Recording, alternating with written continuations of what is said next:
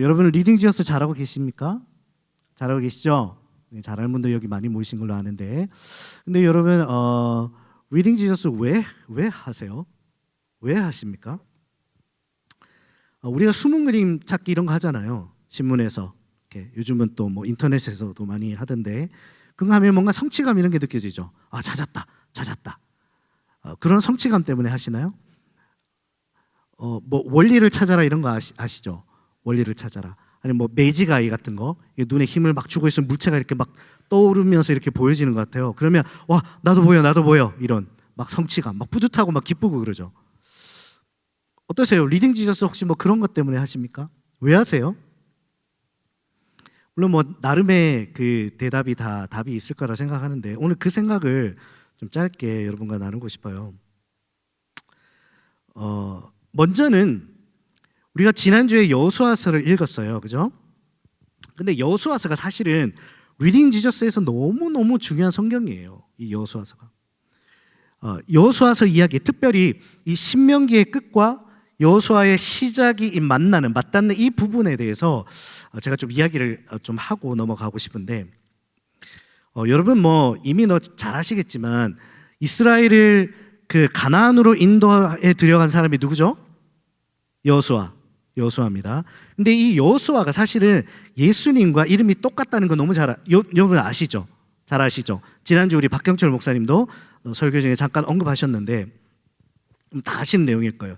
여호수아는요, 히브리어로 예호슈아. 근데 그것이 포로기 이후에 그 이스라엘 지역에 이제 주된 언어가 된 아람어로는 예슈아. 이게 후기 히브리어이기도 한데요. 그 다음에 이게 헬라어로 예수스. 이것이 영어로 된 것이 뭐다? 지저스. 그리고 우리 한국어로 예수. 그래서 여호수아가 사실은 예수하고 똑같은 이름인 거예요. 그런데 직전까지 이 이스라엘 백성을 이끌었던 모세는 여러분 어떻게 됐습니까? 어떻게 됐어요? 느보산에서 죽었어요. 모세는 120살에 죽었습니다. 우와, 장수했네, 뭐 이렇게 말할 일이 아니에요.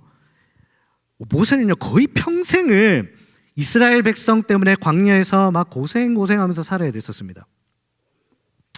그의 평생의 목적지와도 같은 이 가나안 바로 앞에서 그가 죽은 거예요. 그냥 모세가 노안으로 죽었다 이러면 참 안타깝네, 그래도 장수했네 하고 말 일이지만, 그런데 사실 하나님이 그를 굉장히 의도적으로 가나안 목전에서 죽게 하셨다는 것을 우리가 알 수가 있어요. 근데 그가 가나안에 들어가지 못하고 죽었던 이유가 무엇인가? 성경의 민수기 20장을 보면요, 거기서 무리바라는 곳에서 백성들이 물이 없다고 막 불평불만하는 그런 장면이 나옵니다. 백성들은 늘 하던 걸 했어요.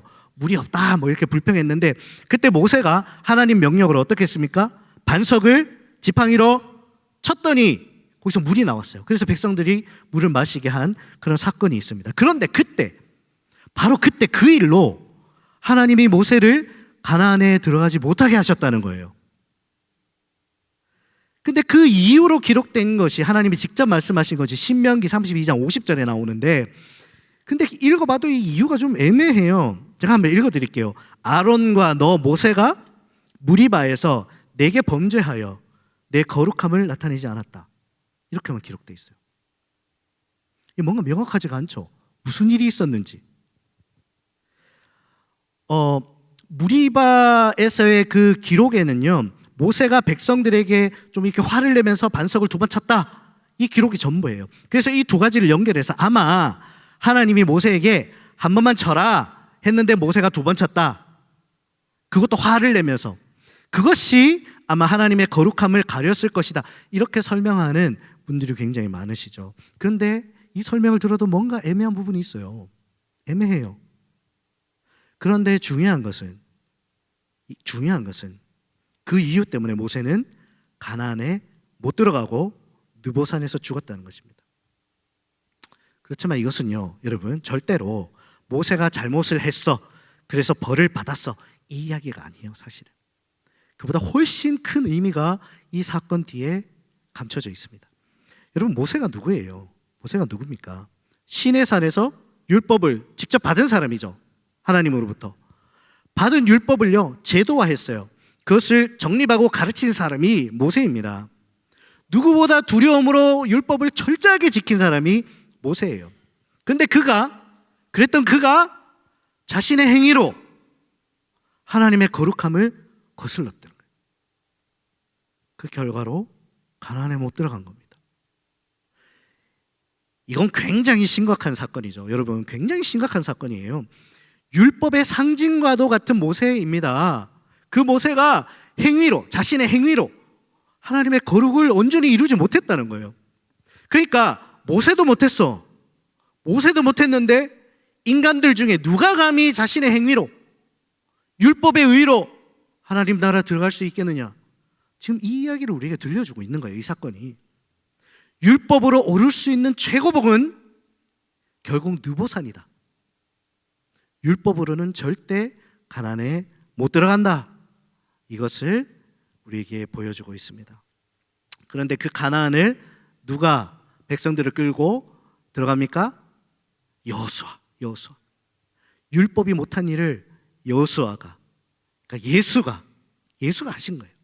그러니까 우리의 행위로 들어갈 수 없는 것을 예수님의 은혜로 들어갈 수 있게 하셨다라는 것입니다. 그래서 이 여호수아에서요 리딩 지저스로서는 가장 중요한 장면 중에 하나가 아닌가, 저는 그렇게 생각을 합니다. 그래서 잠시 여러분과 나눴어요. 그런데 그렇게 시작한 이 여호수아가 오늘 그 마지막 장면에서 여호수아의 죽음을 그리고 있습니다. 근데 항상 이런 식이에요. 성경을 보면 여러분, 리딩 지저스 하다 보면 항상 이런 식이에요. 성경 속에는요 예수님을 상징하는 수많은 인물들이 등장합니다.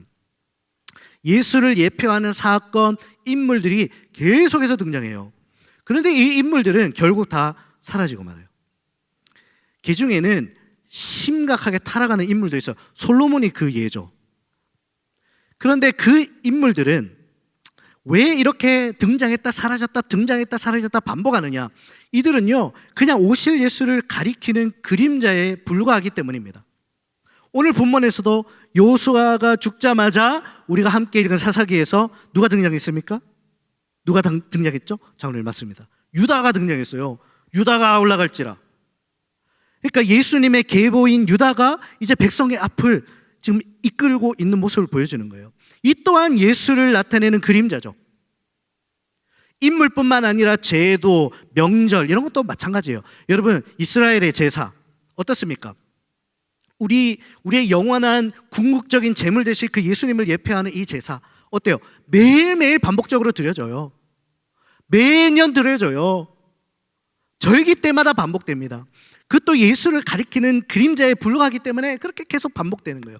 진짜가 오시기 전까지 그림자는 계속 반복해서 그 진짜가 오심을 기다리는 것입니다. 주님이 말씀하셨죠. 나는 안식일의 뭐다? 안식일의 주인이다. 안식일도요 여러분 일주일에 한 번씩 반복되잖아요. 반복돼서 지켰잖아요. 토요일마다. 그런데 안식일의 주인이, 그러니까 진짜가 오신 거예요. 진짜가 오셨으니까 이제 안식일은 어떻다? 반복할 필요가 없다는 거예요. 없다는 거예요. 왜냐하면 그 후로 안식은 계속되니까. 안식일뿐만 아니라 모든 날이, 월요일부터 일요일까지 모든 날이 다 주님의 날이 된 것입니다. 그 안식일의 주인께서 오셔가지고 우리가 에덴에서 잃었던 그 안식을 온전하게 해주신 거예요. 그래서 우리가 안식일을 지키지 않고 주일에 나와서 주님께 예배 드리는 거 아니겠습니까? 우리는 이렇게 성경을 읽으면서요 오실 예수를 가리키는 그 무수한 그림자들을 발견하게 됩니다. 그러면서 점점 그 그림자의 실체 되신 예수님을 우리도 같이 고대하게 되는 거예요. 앞으로 읽을 사사기, 룻기, 사무엘 상하, 열왕기 상하, 역대기 상하 마찬가지죠. 거기 등장하는 수많은 인물들, 사건들 통해서 우리는 예수의 그림자를 발견하는 것입니다. 사사기의 사사들이 그렇죠. 룻기엔 누가 나옵니까? 룻기에 보아스. 우리의 영원한 기업 물을 자들, 그 예수님을 그대로 예표하는 거죠. 보아스. 사무엘서의 다윗, 열왕기서의 솔로몬, 역대기에서의 성전 족보 등등 셀 수 없는 기록들이 예수의 그림자로 그분을 가리키는 역할로 이제 성경 속에서 발견되어지는 거예요. 이걸 하는 게 우리가 뭐다? 뭐 하는 거다? 뭐 하는 거다? Reading Jesus 하는 거다 라고 하는 거죠. 그런데 왜 이 Reading Jesus 하느냐 말입니다. 우리가 왜 이 Reading Jesus를 하느냐 말이에요. 제가 좋은 자료가 하나 있어서 가져왔어요, 여러분. 이거 웬만해서는 잘 공개 안 하는 자료인데 오늘 이 자리 특별한 자리라서 제가 들고 왔습니다. 성경에는요, 예수님의 그 대해서 예언한 내용이 대충 한 300개 정도가 있다고 해요. 300개. 많죠. 엄청 많아요. 근데 그 중에 아주 중요한 예언 37개를 그 예언의 내용 그리고 그게 성취된 그 말씀을 서로 연결한 자료를 제가 오래전에 이거 일본 분들 제가 전도하려고 전도 그 용지로 이걸 만든 거거든요. 이렇게 돼 있어요. 이렇게 돼 있어요. 이걸 한번 제가 슬라이드로 만들었는데 한번 보시면 이런 식입니다. 먼저 이제 잘 안 보이셔도 괜찮아요. 그 탄생, 예수님 탄생에 대한 예언들 쫙 번호별로 나오죠. 1, 2, 3, 4, 5. 그리고 그것이 예언된 성경 구절 어디, 그리고 성취가 어디에 기록된지 이런 게 쫙 나오는 이 자료예요. 이거. 예를 들면 뭐 2번 처녀에게 나실 것, 이게 어디 예언됐다? 이사야서 7장과 창세기 3장에 예언됐다. 어디에서 성취됐다? 마태복음 1장 그리고 누가복음 1장에 그것이 성취된 것이 기록돼 있다. 뭐 이런 식으로 돼 있는 거예요. 그런데 이게 각 이제 카테고리별로 이제 탄생, 그 다음에 초기생애, 유년기죠. 예수님이 유년기, 그다음에 공생애, 뭐 바글바글해요. 그 다음에 뭐 마지막 주간은 뭐 이렇게, 그 다음에 죽음, 그 다음에 장사, 부활, 승천, 뭐 이런 식으로 나와 있습니다. 이거를 원래는 오늘 아주 키 포인트 몇 군데를 좀 함께 다뤄보려고 했는데 제가 짧게 한다고 했으니까 짧게 하기 위해서 다루지는 않고 그냥 넘어가는데. 이 자료 어떠세요? 너무 좋죠? 너무 좋지 않나요? 별론가요? 우리 리딩 지수 하시는 분이면 이게 좋게 느껴지지 않을 수가 없는데 좋으시죠? 그래서 제가 이거를 여러분께 나눠드리기로 했습니다. 네, 이거를 한글로 제가 다 번역해, 뭐 이미 다 번역돼 있지만 이거를 제가 번역한 자료를 여러분들에게 다 나눠드리는데 어떻게 나눠드리냐? 다음 주에 나눠드리겠습니다. 다음 주 수요 예배 마치고 나눠드리겠습니다. 왜 그러십니까? 뭐 예배 한 번 더 나오게 하려고 참 애쓴다. 맞아요. 네, 그래서 그러는 거예요. 뭐 그게 잘못됐습니까? 네. 그런데 사실은 제가 요거 6가지 카테고리인데 6등분 해가지고 한 주에 하나씩 내드리려고 그랬거든요. 6주에 걸쳐서. 근데 이건 너무하다. 좀 너무 심하다 싶어가지고 쿨하게 그냥 둘로 딱 나눠가지고 다음 주에 하나 내드리고 그 다음 주에 하나 내드리고 이렇게 하겠습니다. 그래서 여러분 요 밖에 우리 그 다과 나눠드리는 그 부스 있잖아요. 테이블 있잖아요. 거기 가셔가지고 우리 수예배 팀장 우리 조광정 집사님 가셔가지고 한 장 주십시오 하시면 우리 팀장님께서 얼굴 확인하시고 한 사람에 한 장씩 이렇게 나눠드릴 겁니다. 이거 앞으로 리딩 지저스 하는데 정말 너무나 귀한 길잡이가 될 그런 자료예요. 그러니까 꼭 다음 주 나오셔가지고 이렇게 받아가시기를 부탁을 드립니다. 그런데 이 자료에도 이렇게 제가 기록해놨는데 아주 흥미로운 내용이 있어요.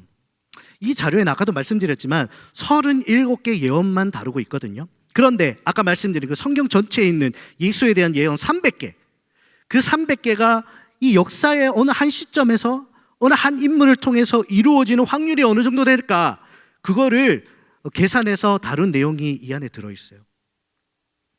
일단은 300개는 너무 많잖아요. 300개 너무 많아가지고 그 중에 딱 8개만 딱 골랐어요. 8개. 그래서 이 8개가 아까도 말씀드렸지만 수천 년의 역사를 통해서 서로 다른 여러 사람을 통해서 예언된 이 8개의 예언이 예수라고 하는 그 역사 속 한 인물을 통해서 한 시점에 이루어질 가능성이 얼마냐, 그걸 계산해 봤는데 학자들이 10의 17승분의 1이에요. 10의 17승분의 1. 근데 이게 어느 정도의 이게 확률이냐 하면은 제가 설명드릴게요. 여러분 텍사스 아시죠? 텍사스 가보셨어요? 텍사스 땅이 어때요? 엄청 넓죠? 엄청나게 넓어요.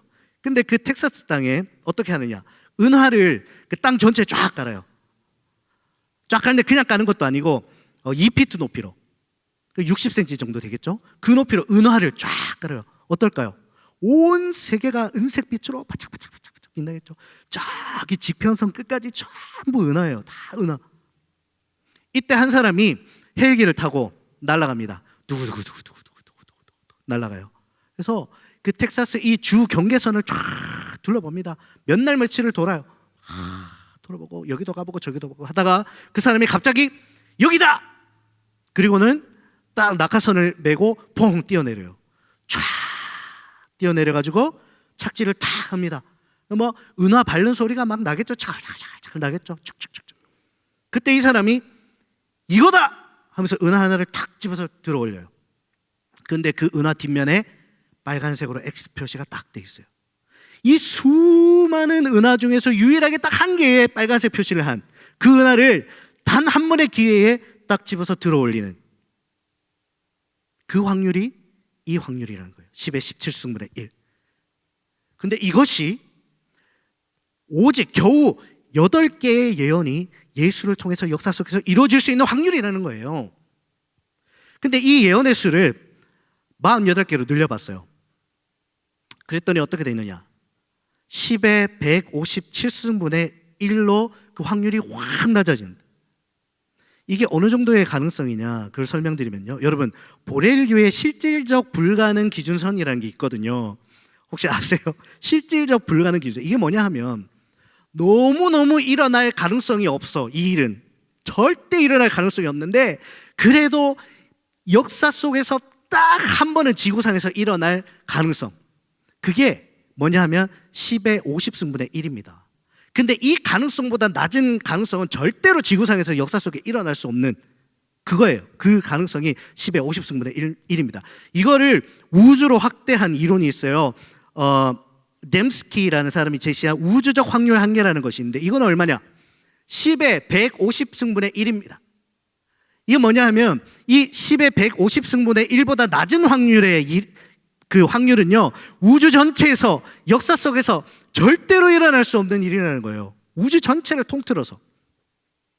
그런데 아까 어땠어요? 예수님을 예언한 300개의 예언 중에 고작 48개가 성취될 가능성이 10의 157분의 7승분의 1이다. 그러니까 이게 이 우주에서는 절대로 일어날 일이 없는 가능성이라는 거예요. 그렇다면 예수님에 대해서 예언하고 있는 그 300개 전체의 예언은 어떻게 되는 것입니까, 여러분? 근데 우리 예수님이 이 불가능의 가능성을 뚫고 이 땅에 오셨다는 것입니다. 우리가 도무지 상상도 할 수 없는 그런 불가능의 가능성을 뚫고 이 세상에 오신 분이 예수님입니다. 여러분, 놀랍지 않습니까? 놀랍지 않습니까? 인사하실까요? 좌우로. 놀랍습니다. 이렇게 놀라울 수가, 이렇게 놀라울 수가. 놀랍습니다.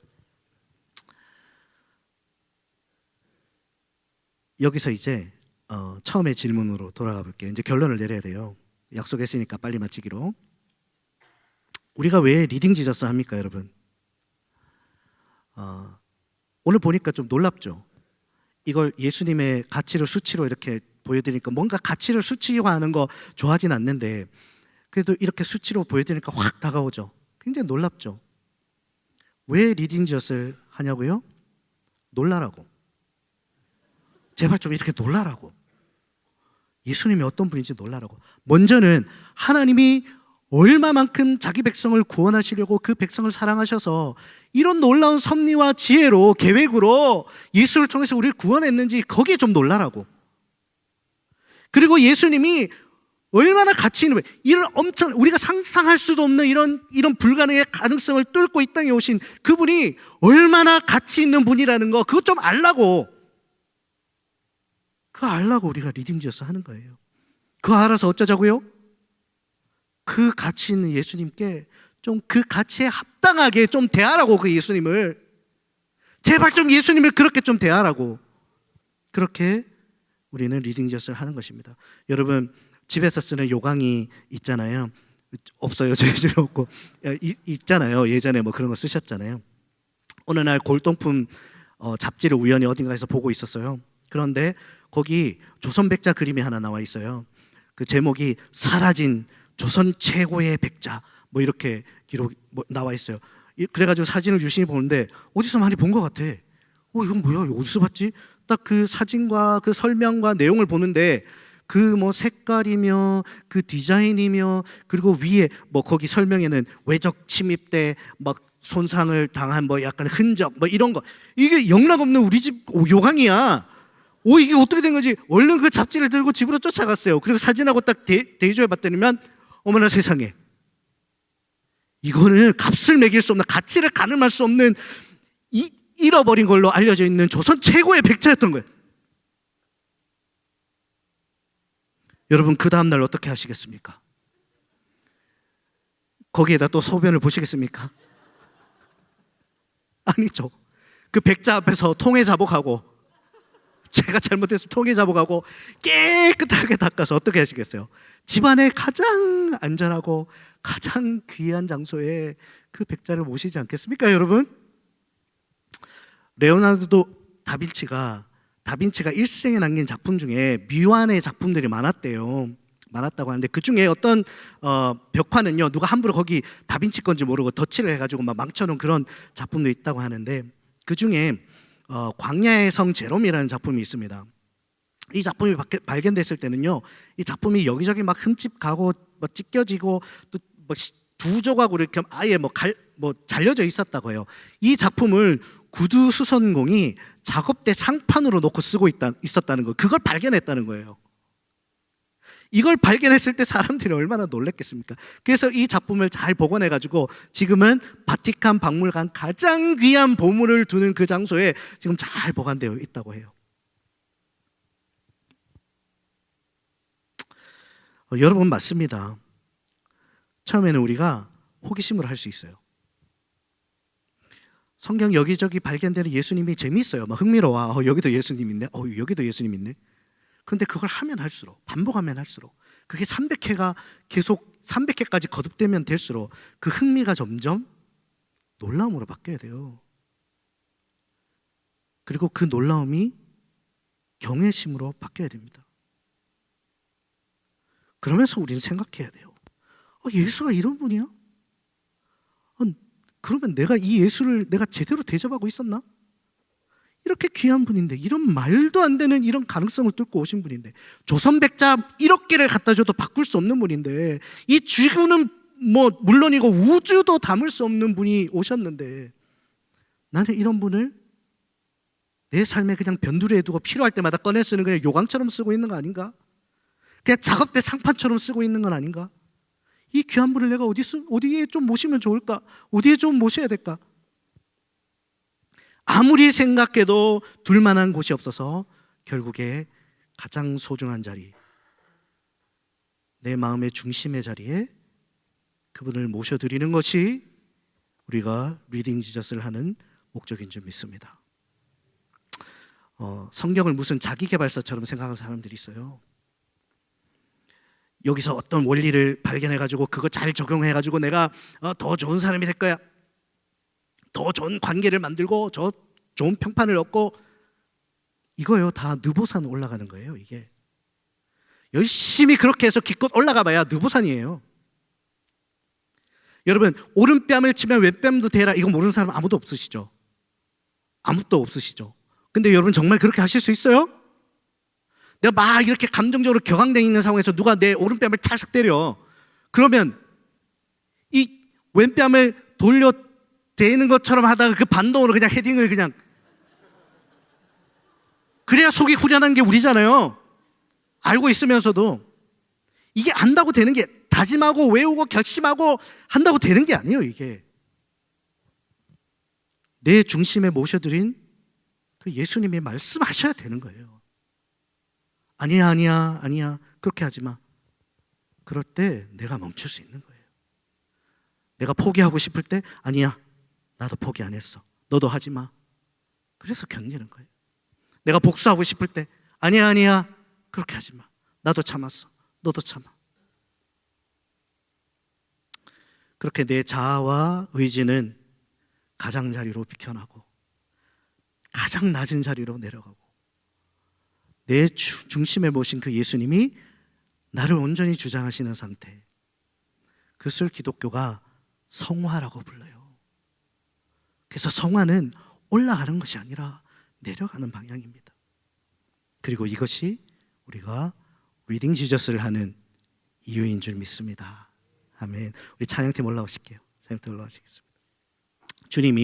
우리 주님이 자신을 대하는 사람들의 태도를 보고 너무 어처구니가 없어서 이런 말씀을 제자들에게 하셨거든요. 얘들아, 사람들이 마치 나를 건축자가 그 버린 돌처럼 그렇게 나를 여겨. 근데 사실은 나는 건물의 모퉁이의 머릿돌로 온 참 소중한 존재야.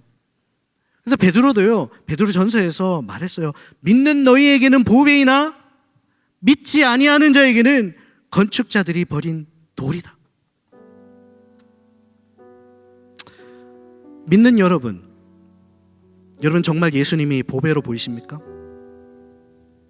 예수님을 이 공사판 그 돌멩이 취급한 것은 정말 믿지 않는 그들뿐입니까, 여러분?